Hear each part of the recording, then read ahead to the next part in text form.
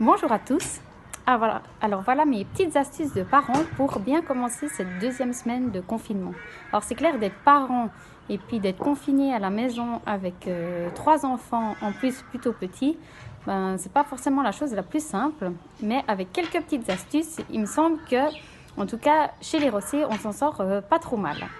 Alors la première chose qu'on a faite la semaine passée pour commencer ce confinement, c'est qu'on s'est réunis en famille, leur expliqué pourquoi on vivait cette situation exceptionnelle, et puis on a établi une charte de confinement tous ensemble. Alors une charte où chacun a pu donner des règles de vie, des règles qu'on avait l'impression qu'elles étaient importantes d'appliquer pendant cette période où on allait être les 5 dans notre maison et qu'on ne pourrait pas vraiment beaucoup sortir. Et puis une fois qu'on a fait ça, on a établi aussi un planning de la journée, parce que les enfants, d'avoir beaucoup de temps, ils aiment bien, mais ils ont besoin d'avoir quelque chose de structuré. Alors on a essayé de structurer nos journées. On a mis au début de la journée, surtout de l'école, du scolaire, les devoirs.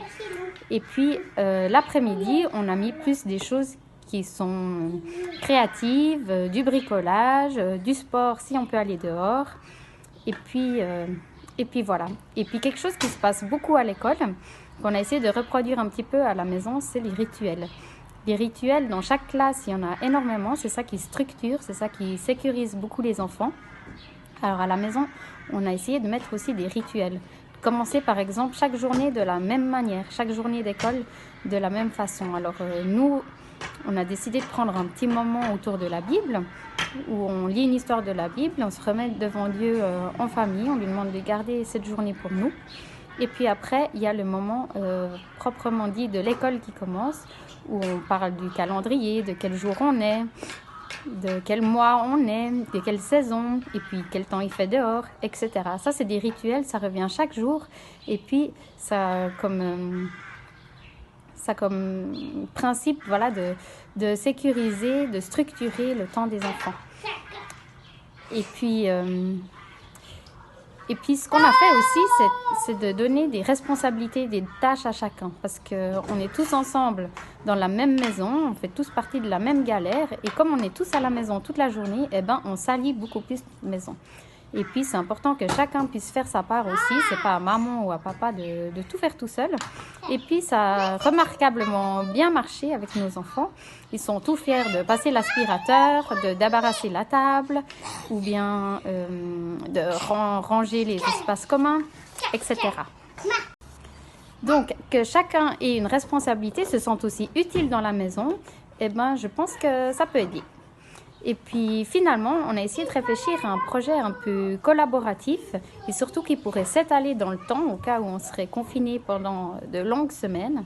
Alors on a imaginé créer une maquette d'une ville. Alors on récupère les rouleaux de papier de toilette, les cartons de Farmer, les cartons de biscuits, les briques de lait en carton, etc. Et avec un peu de papier, un pistolet à colle, on crée des jolies petites maisons. Alors on a déjà créé 5 petites maisons, une fusée, un hôpital, ça c'est très important, assez grand pour accueillir tout le monde, une église évidemment. Et puis comme ça, petit à petit, chaque jour notre ville elle grandit un peu. Et puis quand on aura suffisamment de bâtiments, on pourra coller tout ça sur une planche, faire une maquette, des routes, des arbres, des lampadaires, des places, des fontaines, etc. Et puis après on pourra encore créer des personnages. Alors voilà une de nos petites maisons qu'on a créées, c'est celle de Manon. Voilà, avec un petit balcon, une cheminée. Et on agrémente le tout de ce qu'on a trouvé dans la nature, des petits cailloux, des petits bouts de feuilles, de branches, de noisettes, etc. Et puis avec un projet comme ça, on est sûr de ne pas trop s'ennuyer en confinement parce qu'on peut l'étaler sur des jours et des jours, voire des semaines et des semaines. Et qui sait, quand notre ville elle aura une taille raisonnable, on pourra peut-être inventer des petites histoires avec nos personnages, créer un livre ou bien un film ou que sais-je.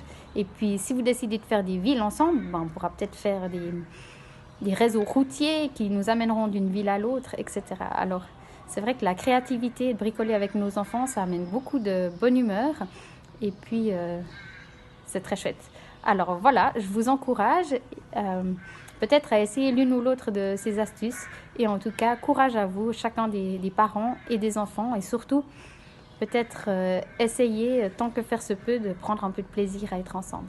À bientôt!